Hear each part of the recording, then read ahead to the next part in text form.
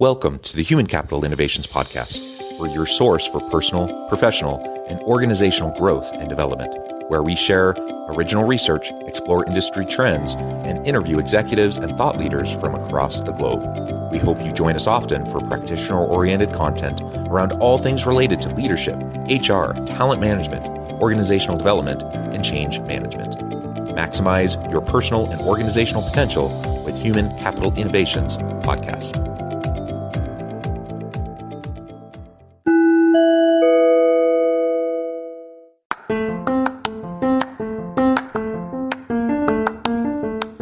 If you enjoy the Human Capital Innovations Podcast, enjoy ad-free listening by going to the Patreon page, and please consider contributing even at the producer or sponsorship level.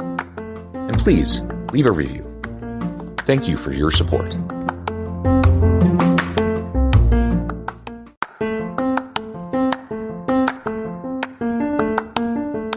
Welcome to the Human Capital Innovations Podcast. In this HCI Podcast episode, I talk with Sumit Gupta about human connection, leadership, and the foundational principles behind human behavior.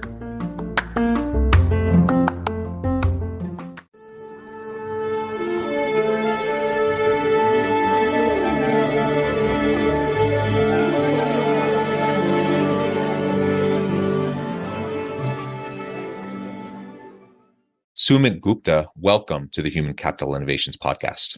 Thank you. Thank you, John, for having me. It is a pleasure to be with you. You're joining us from across the pond in Lisbon, Portugal, normally based out of Amsterdam. And I'm south of Salt Lake City in Utah. And today we're going to be talking about human connection, leadership, and the foundational principles behind human behavior and the interconnection of those concepts. I'm super excited for this dialogue. And before we get started, I just wanted to share Sumit's bio with everybody. Sumit Gupta is founder and leadership coach at the Deploy Yourself School of Leadership. He helps leaders at a crossroads do the work of their life while making real impact with people they care about. I love that. Anything else about yourself, your personal or professional background that you'd like to share with me or my audience before we dive on into the conversation? I think I have a very, very interesting background. We can talk about it for ages, but I think the key aspect here is that everything that I do and that I give back is based on my own journey of how I started as an engineer, as an introverted techie, and then I found my passion for people. And what I do is entirely focused on people and leadership and teams, which is quite a big turn if you know how geeky and how introverted techies can be. So that I would like to add that tidbit before we start. Yeah, well, that transition, I think many people kind of go through various stages and transitions in their professional career. And for you, it was doing the tech stuff and then moving into the people space. Other people may go the other direction, or there's 1,000 different ways people can go. But I think that's always interesting to learn about those types of shifts that people go through. And in fact, it's those shifts, those life shifts, those career shifts that people go through that require the help of often a coach, or at least mentors, people who can coach and mentor and help you think through and make those adjustments, at important stages of your life. And so that's what you're doing now. You've experienced it yourself. You're doing it now, paying it forward, trying to help others who are going through the same process. So I think that's fantastic. Let's start by talking about human connection. Why is this idea of human connection so important in this day and age? I think the fact that we are talking right now on two different continents is a good metaphor for to talk about human connection. I think we are all connected, and many times, at least in organizations, what I have seen is we tend to see people, or we tend to have in the past at least see people as resources and seen them as individual units and not interconnected pieces which blend together, which work together, which function together. And I think that's a key missing piece in leadership. And if we can see people as teams, people as groups who feel together, who talk together, ideate together, there is a huge potential which can be unleashed, which can be unlocked just by taking that as a different perspective to human beings. Yeah, and I think we're social animals. Everyone needs connection, even introverts who may not need as much social interaction as extroverts. They still need that human connection, and they still need, their close group of friends, their confidants, those people that they can lean on. And we all just need that. And I think over the course of the pandemic, we definitely saw a rise in depression, anxiety, all those types of mental health challenges and issues that people were facing, in large part due to the social isolation that people were experiencing during the pandemic with lockdowns, and not being able to see friends and family. And I remember, this was not that long ago, but I remember how hard it was to largely be cut off from the rest of my community and my colleagues and whatnot. And I have a large family, longtime listeners of the podcast know I'm married. I have 6 kids. So the 8 of us together, even when we were completely isolated from everyone else, we still had each other. And we still had that social connection, and my kids had their siblings to play with, etc. But it still was hard. And I can only imagine how hard it was for people who, may not have had anyone, and they were isolated in their apartment by themselves for months on end, without being able to directly have human contact. That is just an incredibly challenging thing.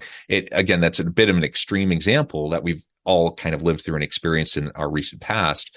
But whether we're talking about that kind of an extreme, or we're just talking about kind of the daily lived experience of most average people day to day now, that things are a little bit more back to normal. The reality is we need that human connection. We need the opportunity to have community. We need to be able to have people we can lean on, who can support us and we can support them. And without that human connection, we can't build those relationships that will allow us to have, the mentoring opportunities and the coaching, either for life events that happen that kind of shake things up, or the natural progression in our professional life. Absolutely. I think the foundation of anything that we do together, whether as a family, as a group, as an organization, as a business, is that human connection, right? Unless people can feel connected to each other, there is no team, right? A team doesn't gets created by calling a group of people a team. It's created by that connection. A business doesn't get created by like a mission statement or a value statement. It gets created when people are connected through those missions, through that vision and through the values that the business espouses. And as we talk about connection, I think there's clear relevance to leadership, as we think about, our ability to have sincere, authentic connection with the people around us on our teams. If I'm going to be an effective leader, I need to be genuine, vulnerable, authentic with my people. I need to create a psychologically safe environment where they feel permission to do the same. And unless I can have genuine connection with my people, we're just not going to function at as high a level as we otherwise might be able to. So I think there's real implications for this, for leadership, for performance, innovation, and those sorts of elements that we want to see come from most teams in the workplace. So let's dive into that a little bit more specifically now. What do you see as some of the major components from human connection moving into the leadership space? I think the foundation of building and tapping into that connection is listening. It's so often we tend to focus on what to do, how to do, what to speak, how to communicate. But most of it, and especially 90% of all we communicate, we express, is in the non-spoken, in the non-verbal. So there's a lot when it comes to leadership, where listening can make a huge impact. And when I say listening, I do not mean just listening to the words that are being spoken, but also listening to where the person is coming from, what is happening in their world, like what do they care about, what are their concerns, what are their strengths, what do they like, what they do not like. And if you can know that as a leader, that's a huge leverage that you have to build that connection. First of all, to have people feel safe, but also to tailor your work, also to tailor be flexible with your working style so that you treat people the way they want to be treated, right? You do not want to overload somebody who has 2 kids, right? So for somebody, family might be important, but for somebody, growth might be important, right? But unless you listen to that, unless you listen to those emotions, those passions, how can you even be considerate? How can you even be empathetic? So for me, listening is the foundation, and like I like talking about it because this is so paradoxical. Listening in many ways is seen as something passive. But what I am suggesting is listening as an active activity where you are fully focused on the other person. And that takes effort, that takes practice if you're not used to it. And most of us are not used to it.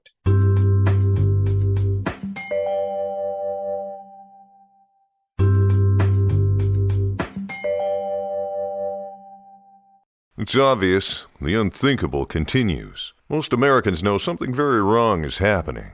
People in charge keep telling you that everything's fine and to stop noticing. But you know better. That's why self-reliant folks are investing in emergency food storage. You should too. My Patriot Supply, the nation's largest emergency preparedness company, are the ones you can trust. Go to mypatriotsupply.com and secure their best-selling 3-month emergency food kits. Each contains tasty breakfasts, lunches, and dinners averaging over 2,000 calories per day. Save $200 on each 3-month food kit you purchase. My Patriot Supply also sells solar generators, gravity-powered water filters, off-grid room heaters for when the power goes out, heirloom seeds, and survival gear. Order by 3 p.m. and your items ship that same day and arrive quickly on your doorstep in unmarked boxes. Go to mypatriotsupply.com today. Time is running out to prepare for what's coming. mypatriotsupply.com. Yeah. Everyone knows the importance of listening. It's something that gets talked about all the time. My experience is that most people are pretty bad at it. The type of listening we're talking about, the real active listening, being present, like physically, emotionally, connected and present with the person sitting in front of you to have that conversation. That is something that I think is just a challenge. And because everyone has their stuff, everyone has their own baggage, everyone has their own stuff going on in their head, their own internal dialogue. And depending on the nature of the conversation that we might be having, I might get defensive and then immediately, rather than being there with the person, I'm thinking about my defensiveness and what the next thing is I'm going to say. Or if I have some sort of preconceived agenda, I have something I want to do to fix this person or to fix this situation, or whatever, I'm not just being present there, listening and hearing and learning. And that's a really hard thing. And I think the best leaders, while there do need to be, directed performance conversations at times, where there's corrective action that needs to be taken, where behavior needs to change, etc. A good leader will know the difference between those types of specific conversations that need to occur and when real, genuine, authentic listening needs to occur. So you can just really understand where the person might be coming from. And in some cases, just give them a chance to vent, to give them a chance to let off some steam, and feel heard and valued. Right. And once we're able to do that, then we can, we build those relationships of mutual accountability and trust that now I can move into the performance conversation, at another point in time, when it's necessary. But if I just be with an individual on my team who's having performance issues, and I try to sit down with them and try to listen to them and hear what's going on, if I'm doing that constantly with this performance dialogue going on in the back of my head, chances are I'm not really going to hear what I need to hear. I'm not going to learn what I need to learn. Absolutely. And I think to take it a step beyond, right, I often ask the people that I'm working with to not to focus on what you're doing and what you're speaking, but how others are listening to you. Right? Because every leader's authority, every leader's trust lies not in who they are, but also in a huge part in how people are listening to them.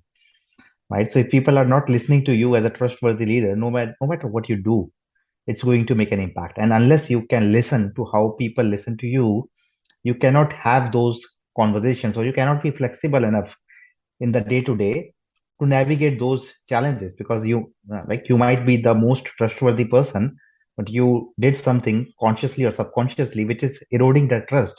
But can you listen to that in other people's emotions, in their tone of voice, in their language, in their body, and then can you work on it, right? So for me, apart from the business results, apart from what we do, what we produce, a key product of any leader is the listening that they produces in their teams. And if the listening is good, if the listening is productive, then that makes everything easier. That makes difficult conversations easier. That makes trust easier. That makes teamwork easier. But if the listening is for like poor performance, or for a lack of trust in a relationship, then everything else becomes difficult. Even if you do all the best practices, even if you like apply everything which has been proven by research and which has been which you see working for other people. So listening is that missing element that can really take you like off the tracks without you even realizing what is happening under the surface. Yeah. Excellent. So listening is a really key component to this idea of human connection and its overlap with leadership. What are some other areas that you feel are really vital as we think about being successful leaders and building on that human connection? I think another key element which impacts everything which we do, which includes the listening, is the mood and emotion in which a conversation happens. Right. So the same words being spoken, but being spoken in two different moods or emotions are basically two different conversations. And many people are not aware of that, right? What is the right mood for this kind of a conversation? And then is my team in that right mood? And then if not, then what am I doing about it? Right. So instead of focusing on the product, the outcome, focus on mood as an outcome, right? So let's say I'm doing an offsite, but I'm doing it on a Friday afternoon. There is no space when people are tired, when people are stressed, to do that kind of big picture thinking. It's much better. It happens in a location which is not your usual workplace. Happens maybe probably better on a Monday, on a weekend, on some kind of a relaxed atmosphere, rather than like you cram 1 hour for big picture thinking. So instead of focusing on what is the strategy that you want to create, focus on what is the mood, and then allow the strategy to come through that. If we totally ignore that, then we are at the peril of the mood that we find people in. But if we notice, if we can sense, if we can ask people to share what mood they are in, then we can actually be conscious about it, either by our own efforts or through some external facilitation, through external help.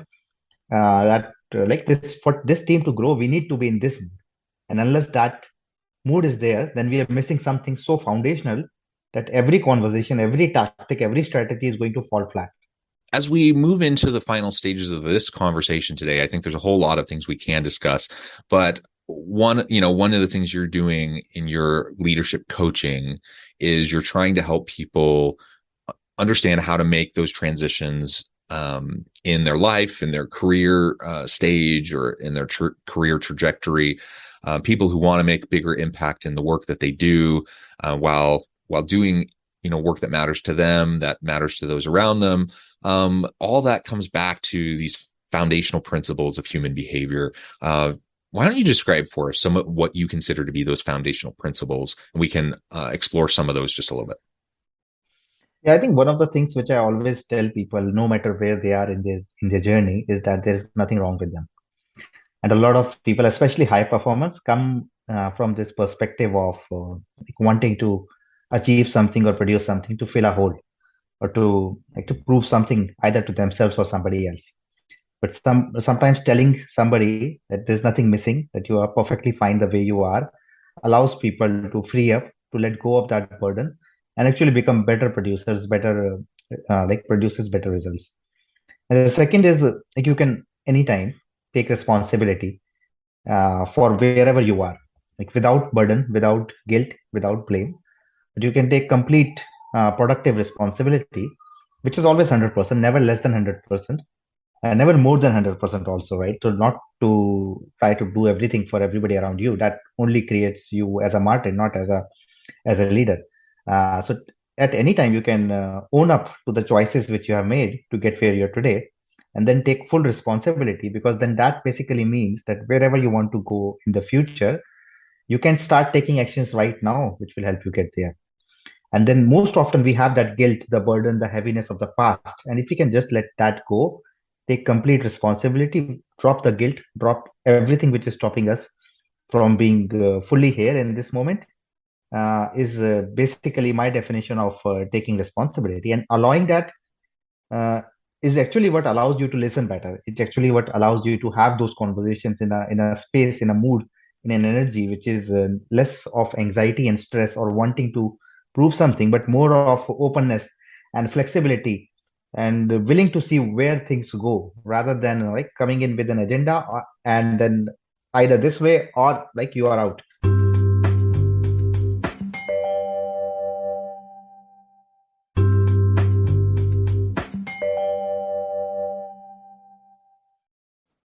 Yeah, I think one of the key principles around understanding yourself and your own journey is to see what narratives have you been telling yourself and what others have been telling yourself, and then trying to see, right, where are the facts there and what are just narratives. And I often say that your life story is just a story, it's not your life. Your life is a lot more, and then you can rewrite the story, you can rewrite the narrative without feeling that you're missing something right now.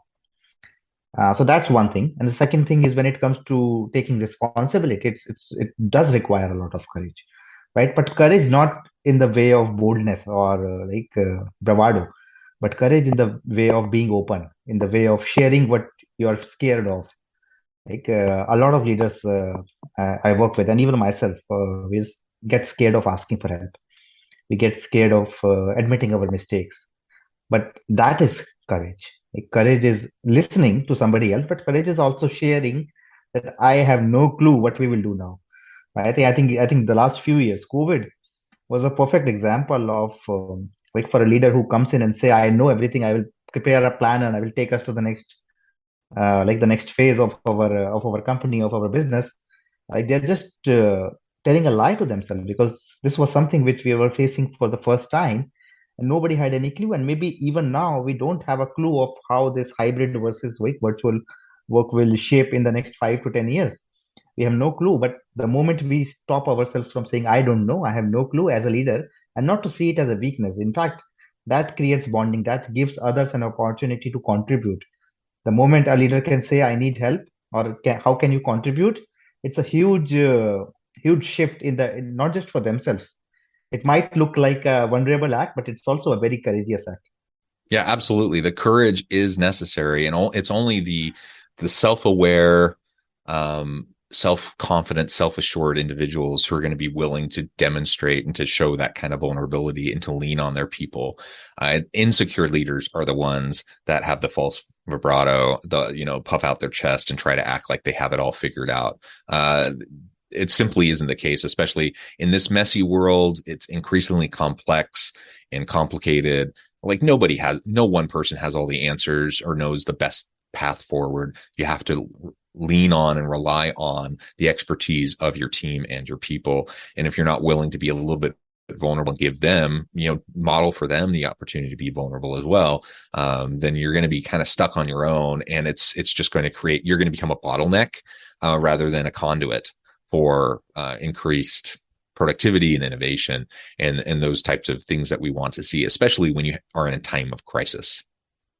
Absolutely. And I think one of the key relationships to master for any leader is that relationship with silence, doing nothing, because that is where you deal with all of the insecurity or your fears, or you even become aware, right? Before you have to deal with it, you have to become aware of what is stopping you. And a lot of leaders are in a race to go somewhere, and they really they really feel terrorized by taking a break, by stopping.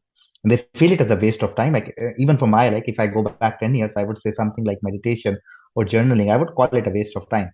But now it's part of my practice. So a key relationship for every leader I would advise is to get comfortable with fear, get comfortable with silence, and see what comes up, right? Because whatever is coming up is a very important signal.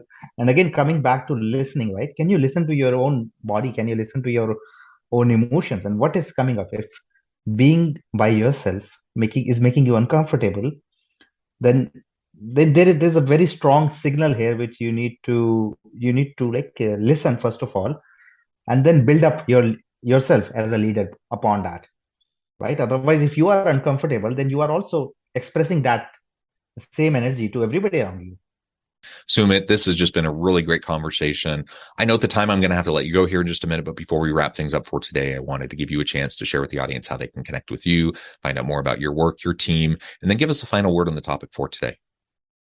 I think my final word would be if you have a dream, if you know that there's more to you than the level that you're currently playing at, then you can do that, right? So, and the moment we dream about our biggest dreams, our mind also throws up all the reasons why we cannot do so.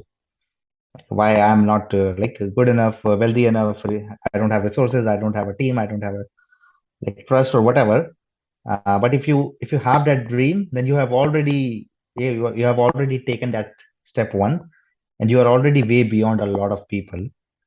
So if you have that dream, then there is something in you which really wants to, and you know that, and most people know that, right? They have that innate ability and talent to do that. They just sometimes need some help or some space dealing with really settling down and seeing what all is troubling you, and then making sense of it, making that purposeful. So my message would be, if you have a dream, go for it. Ask for help. That's not weakness, that's strength, because that is actually taking you where your biggest dreams are. And in fact, what life is if you cannot like go after your biggest dreams, your most passionate dreams. I think that's life, living a life where every second you are moving towards your dream, irrespective of whether you're succeeding or failing in those endeavors. That's life. So that would be my message. And for anybody who is interested, I'm very active on LinkedIn. I have a podcast which is called Choosing Leadership, and I have a school of leadership which is deployyourself.com. So anybody who wants to reach out to me, feel free to reach out to me through LinkedIn or through any of the other channels that I just mentioned. Wonderful. Thank you so much, Sumit. It's been a real pleasure. I encourage my audience to reach out, get connected, find out more about what Sumit and his team can do for you. And as always, I hope everyone can stay healthy and safe, that you can find meaning and purpose at work each and every day. And I hope you all have a great week.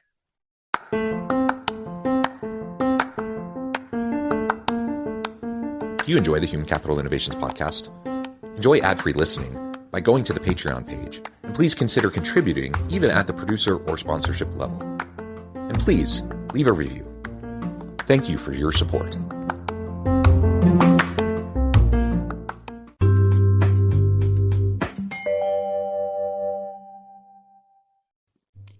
Thanks again for joining us for this episode of the Human Capital Innovations Podcast. I hope you stay healthy and safe and that you have a great week.